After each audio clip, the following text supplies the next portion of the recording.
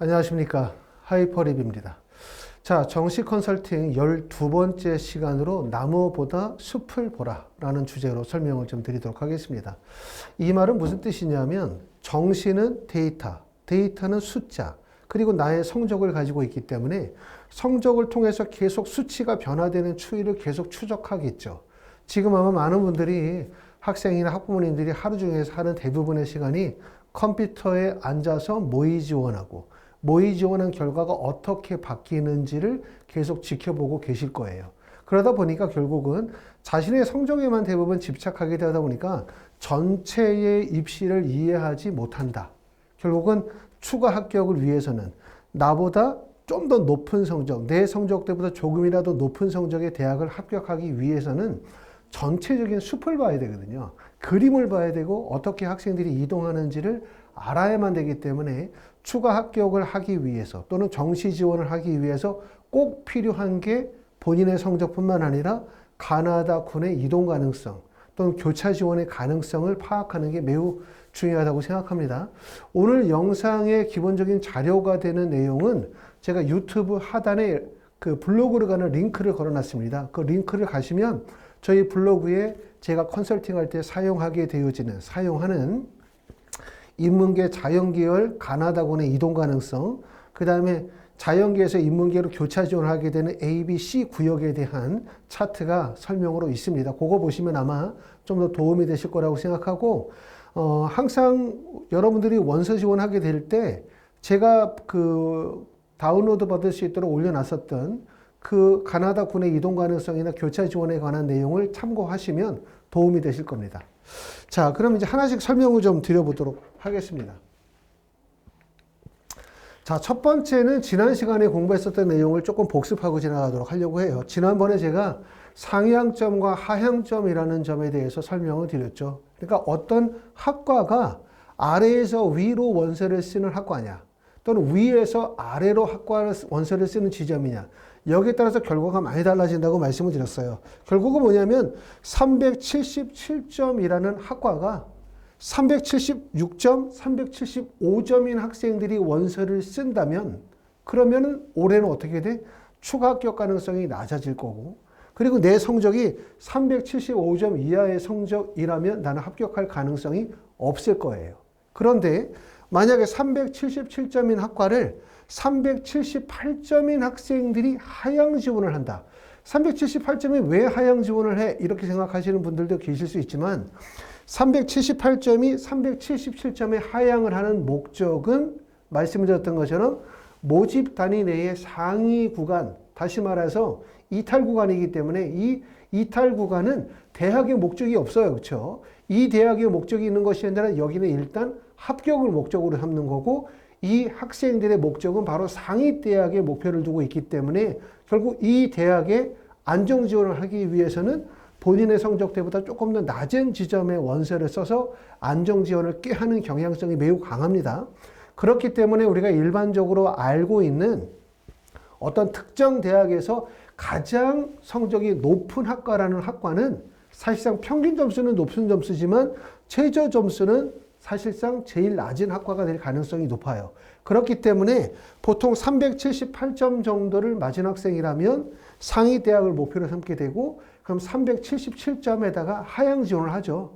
자, 하향 지원을 하면 어떤 문제가 생기냐 하면 전년도에는 추가 합격 가능성이 0%, 추가 합격 가능성이 10%라 하더라도 고득점자들이 원서를 쓰고, 그리고 이 학생들은 상위 대학의 원서를 썼기 때문에 결국 두 개의 대학에 연쇄적으로 합격을 하면서 이동 가능성이 높아져요. 그렇게 되면 결국은 어떻게 되냐면 붙은 학생이 377점, 378점의 학생들이 합격을 하는 거고, 375, 376점의 학생들은 원서 지원이 안 되죠. 모집 단위 내에서는 상향 지원이 안 되기 때문에.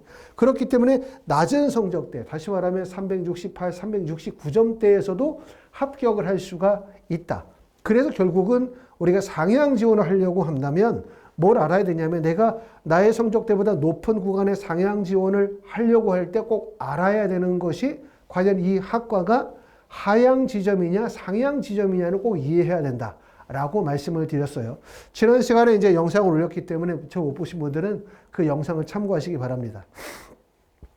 자, 이번 시간에는 일단 아까 말씀을 드렸었던 것처럼 나무 대신에 숲을 보라 라는 주제로 설명을 좀 드리게 될 텐데, 첫 번째는 여러분이 지금 이제 수능 성적표를 받아보셨기 때문에 제일 먼저 확인하셔야 되는 것이 나의 표준 점수를 기준으로 했었을 때 내 점수가 401점이야, 397점이야, 398점이야, 360점이야, 340점이야.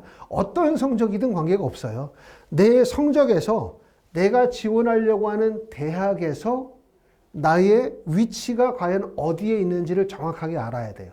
자, 내가 예를 들어 가천대학교에 원서를 쓰려고 하는데 내 성적이 가천대 상위 구간 정도는 합격할 수 있는 성적이냐? 아니면 나는 가천대에 합격을 할 수 있기는 하지만 학과 선택이 모호한 트랜스퍼 구간에 있느냐 없느냐. 그 다음에 세 번째는 가천대학교를 붙을 것 같기도 하고 떨어질 것 같기도 하고, 어떤 기관에서 보면 가천대를 붙는다고 하고 어떤 기관에서 볼 때는 가천대가 붙기가 어렵다라고 해서 인구간, 다시 말하면 상향 유입 구간에 해당이 되느냐. 또 세 번째는 내가 가천대에 현실적으로 붙기 어려운 성적대에 있느냐. 자신의 위치를 정확하게 파악하는 게 매우 중요해요. 왜냐하면 위치를 정확하게 알아야 그 위치 구간에 맞게 원서 지원의 전략을 수립할 수 있기 때문에 여러분이 제일 먼저 하셔야 되는 건 나의 수능 성적으로 내가 지원하는 대학에 나의 성적의 위치는 과연 아웃 구간에 있는가, 트랜스퍼 구간에 있는가, 인 구간에 있는가, 아니면 모집단이 밖에 있는가에 따라서 원서 지원의 전략이 달라질 수밖에 없다는 점을 꼭 알아야 됩니다. 자, 첫 번째는 우리가 원서를 쓸 때 꼭 알아야 되는 게 가나다 군이동 가능성에 대해서 꼭 파악을 해야 돼요. 예를 들어서 내가 첫 번째는 세종대학교를 원서를 쓴다고 가정해 봅시다. 세종대학교는 가군의 경상계열이 있어요. 통합계열로 올해 선발을 하게 되어지는데 경상계열이 있는데 366점입니다. 세종대학교 경상계열은 모집 인원이 132명을 모집하고 표준점수 366점이며 그 다음에 국어 30, 수학 30, 영어 20, 탐구 20에 탐구는 2개 과목 반영하기 때문에 이 정도의 부류의 대학들 중에서는 국어와 수학의 반영 비율이 동일하다는 점, 다시 말하면 자연계 학생들에게 유리하겠죠. 당연히 지점적으로 봤었을 때 영어는 1등급이 200점, 2등급이 195, 3등급이 190, 4등급이 185점이기 때문에 3등급까지는 구간 간의 점수 차이가 크지 않은데 4등급으로 가면 구간 간의 점수 차이가 좀 벌어지는 편이기 때문에 사실상 영어는 3등급권에서 원서 지원이 이루어져야 되겠죠. 자, 만약에 세종대학교를 원서를 쓰려고 한다. 그럼 여러분이 첫 번째 이해해야 되는 점은 뭐냐면 과연 세종대를 누가 원서를 쓸 수 있을까를 알아야 돼요. 이 내용은 아까 말씀을 드렸던 것처럼 유튜브 하단에 블로그 링크를 걸어놨고 저희 하이프리뷰 블로그로 가면 제가 준비한 자료를 보실 수가 있습니다.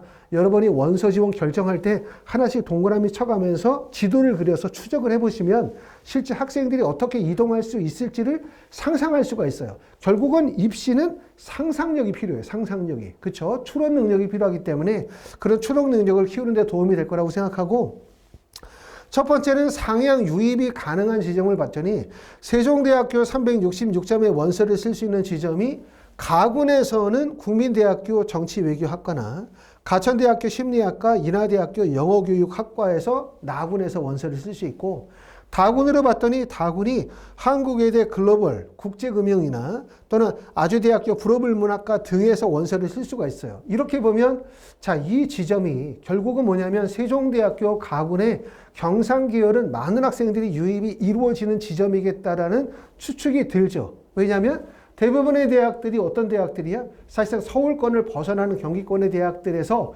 서울로 넘어가는 인서울을 하는 지점이라고 볼 수가 있기 때문에 그만큼 세종대학교 경상계열은 366점 이하의 하위 지점에, 바로 밑지점에 수많은 지원자들이 결국은 대기하고 있는 상태이기 때문에 그만큼 원서 지원의 합격이 매우 어려운 거예요. 서울대나 연세대, 고려대만 합격하기가 어려운 게 아니라 이런 세종대 같은 학교, 다시 말하면 서울권에 진입해서 주요 대학으로 넘어가는 구간들, 이런 구간들은 매우 합격이 어렵다는 점을 확인하실 수가 있어요. 자, 그럼 두 번째는 세종대학교 경상계열의 원서를 쓴 학생이 만약에 이동을 한다면 어디로 이동을 할 수 있을까? 이걸 알아야 되겠죠? 자, 그럼 세종대학교 경상기열의 366점인데 이게 트랜스퍼 구간이라고 하고 좌우 군이동이 발생이 되어지는 구간이다 라고 한다면 367점, 369점, 372점대로 보면 367점에 국민대학교 경제학과가 있어요. 369점에 서울과학기술대 행정학과가 있고 372점에 홍익대학교 영어영문학과가 있고 367점에 국민대학교 법학과가 있죠. 이렇게 보면 결국은 세종대학교 경상기열 366점의 원서를 쓴 학생이 나군과 다군으로 트랜스퍼 구간으로 이동을 하면 이동할 수가 있는데 사실상 세종대학교 경상계열은 트랜스퍼 구간으로 좌우 군이동이 발생되기 매우 어려워요. 왜 어렵냐 하면 세종대를 갈래, 국민대 경제학과를 갈래, 또는 서울과기대 행정학과를 갈래라고 하면 세종대보다 국민대나 서울과기대가 훨씬 더 월등히 선호도가 높거나 평가가 높은 게 아니기 때문에 사실상 세종대학교 경상계열의 원서를 쓴 학생이 국민대나 서울과기대로 이동할 가능성이 크지 않고, 그리고 보시는 것처럼 다군의 국민대학교 법학과로 이동할 가능성도 크지 않고, 세종대학교에서 원서를 쓴다면 홍익대학교 영어영문학과까지 올라가야 되는데 홍익대학교가 다군에 있다 보니까 점수가 높아요. 그만큼 세종대에서 나군과 다군으로 이동하기가 되게 어려운 거죠.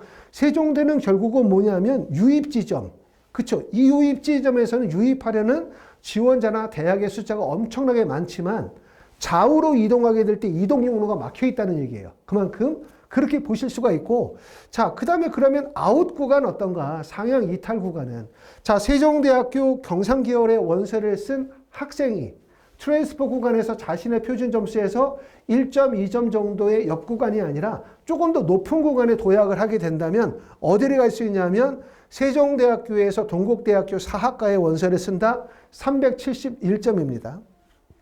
한국외대 스칸디너비아 학과로 원서를 쓴다면 375점이 되고 홍익대학교 영어영문을 쓰면 372점이 돼요. 그럼 보시는 것처럼 점수가 366점에서 371점대가 되면 표점만으로 4.5점 정도가 벌어지기 때문에 그만큼 현실적으로 세종대학교 경상계열의 원서를 쓴 학생이 결국은 어디에 원서를 쓰기가 어렵다?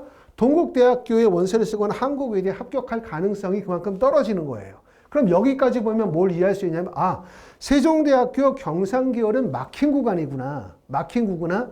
하위 집단에서 많은 학생들이 유입이 되어지지만 이 학생들이 좌우로 이동하거나 상하로 이동했었을 때 이동 가능성이 크지 않고 이동성이 크지 않기 때문에 충원율이 발생이 된다 하더라도 그 점수대가 하위 구간까지 점수가 하락하기가 어렵겠다. 그렇기 때문에 내가 만약에 세종대학교 경상계열의 원서를 쓸 수 있는 정도의 성적이라면 붙을 수 있겠지만 성적이 낮은 상태에서 원서를 써서 붙기는 매우 어렵겠다. 이런 생각을 하실 수가 있을 것 같고요. 그리고 성적이 좋은 학생들은 세종대학교 경상계열을 절대로 여기 쓰지 않겠죠. 왜냐하면 여기에 원서를 쓰면 보시는 것처럼 나와 다군의 좌우로 이동하거나 그 다음에 상하로 이동하는 경로가 다 없어요. 그렇죠. 그렇기 때문에 결국은 세종대학교 경상계열은 아래에서 위로 몰려드는 지점이 될 가능성이 상당히 높다. 그리고 아까 말씀드렸던 것처럼 국어와 수학의 반영 비율, 특히 수학의 반영 비율이 높기 때문에 수능 영역별 반영 비율에 적합한 학생들이 원서를 쓰는 지점이겠다는 판단을 할 수가 있는 거예요. 이게 바로 아까 말씀드렸던 것처럼 하나의 대학만을 보는 것이 아니라 전체적인 숲을 보고 가나다군의 이동 가능성을 파악하게 되어지면 내가 원서를 쓰려고 하는 이 학과가 대학이 어떤 특징을 가지고 있고 어느 정도의 충원율이 발생이 되고 여기에 합격한 학생들이 어느 대학으로 이동할 수 있겠다라고 하는 추론이 가능하겠죠. 이런 것들을 우리가 전체적으로 아까 말씀드렸던 것처럼 좀 더 폭넓게 이해하는 힘을 키워야 되고, 내가 만약에 세종대학교에서 동국대학교 사학과로 상향 지원을 하려고 한다. 그러면 뭐만 봐야 되냐면 나의 성적으로 동국대에 합격 가능성만 추측하시면 안 되고, 어차피 동국대에 내가 붙는다라는 전제는 동국대학교의 원서를 쓴 학생이 다른 대학으로 이동을 하면서 거기에 빈틈이 발생이 돼야 되니까 결국은 동국대에서 이동할 수 있는 한국외대로 동국대 학생이 얼마나 이동할 수 있을지를 마찬가지로 그 차트를 통해서 이해할 수 있도록 하셔야 됩니다. 이런 그 작업들을 많이 진행하셔야 돼요. 내가 지원하려고 하는 대학을 정해놓고 자로 가면서 사선으로 그려가면서 실제 학생들이 얼마나 이동 가능성이 있는지를 보면 입시를 좀 더 폭넓게 이해할 수 있습니다.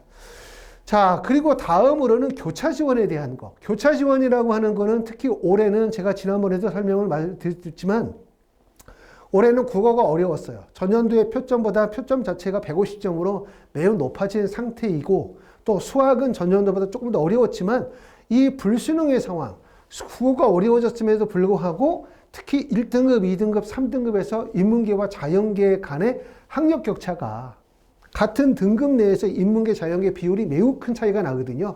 결국은 뭐냐면 자연계 학생들의 문과 침공이 예상되어지고 충분히 경쟁력을 갖추고 있다. 그렇기 때문에 인문계 학생들은 뭘 생각해야 되냐면 인문계에서 인문계로 이동하는 경로만 생각하는 것이 아니라 내가 중앙대학교 영어영문학과를 원서를 쓰려고 한다라고 하면 나군과 다군에서 자연계 학생들이 어떻게 유입이 이루어지는지를 알아야 돼요. 그리고 또한 내가 자연계라고 한다면 내가 자연계이고 내가 건국대학교 미래에너지학과의 원서를 쓰려고 한다. 자연계로. 그러면 가군에 교차 지원을 했었을 때 교차 지원이 도달할 범위가 과연 어느까지 도달 가능하냐. 이걸 알아야 되거든요. 그렇기 때문에 이만큼 교차 지원이 중요하고 보내드리는 그 다운받으신 차트에서는 A, B, C라고 해서 첫 번째는 연세대, 고려대부터 시작해서 중앙대까지 한 라인을 잡았고 그 다음에 두 번째는 중앙대부터 시작해서 시립대, 경희대, 외대, 건국대, 동국대까지 한 라인. 그 다음에 마지막에서는 건국대, 동국대부터 시작해서 마지막에 광운대나 숭실대까지를 한 라인으로 주요 대학을 방향을 잡아놨습니다. 보시는 것처럼 중앙대학교 영어영문학과를 원서를 쓰려고 하는데 영어영문학과가 44명을 뽑고 표준점수가 387점이에요. 387점이에요. 중앙대학교가 교차 지원이 많이 몰릴 수 있는 이유는 아시는 것처럼 국어 40%, 수학 40%, 탐구 20%를 반영하고 영어는 가산점을 반영하는데 국어와 수학이 40, 40이니까 동일 반영이라고 생각하지만 전에 영상에서도 설명을 드렸던 것처럼 실제 수학이 학생들 간의 학력 격차가 크고 수학의 영향력이 매우 커요. 매우 커요. 그렇기 때문에 문과임에도 불구하고 국어와 수학의 반영 비율을 40으로 둔다는 얘기는 그만큼 수학의 영향력이 크다는 뜻이고 특히 1등급이나 2등급 구간에서는 자연계 학생들의 비율이 매우 높아요. 80% 정도 나오기 때문에 문과 학생들에게 매우 불리할 수밖에 없겠죠. 그래서 중앙대학교 영어영문학과를 원서를 쓴다면 시립대학교 생명과학과에서 또는 경희대학교 응용화학과에서 또는 건국대학교 미래에너지에서 교차 지원하게 되면 중앙대까지도 도달이 가능하다. 그렇죠? 그리고 이 중에서 또 성적이 좋은 학생들은 중앙대 이상의 구간, 한양대까지도 교차 지원을 노려볼 수 있는 지점이 되기 때문에 인문계 학생들은 인문계 학생들대로, 자연계 학생들은 자연계 학생들대로 교차 지원의 가능성을 꼭 확인하셔야 될 것 같습니다. 원서 지원에서 이 부분이 매우 중요해요. 매우. 그렇기 때문에 제가 유튜브 하단에 걸어놓은 링크로 들어가시면 저희 하이퍼리뷰 블로그에서 관련 자료를 다운받아 보실 수 있고 그 자료를 마지막에 원서 지원하실 때까지 계속 선을 그려 가시면서 구조를 이해하시게 되면 여러분들이 대학 결정하고 합격하는데 많은 도움이 되지 않을까라는 생각이 듭니다. 자, 여기까지 하이퍼리뷰였습니다. 감사합니다.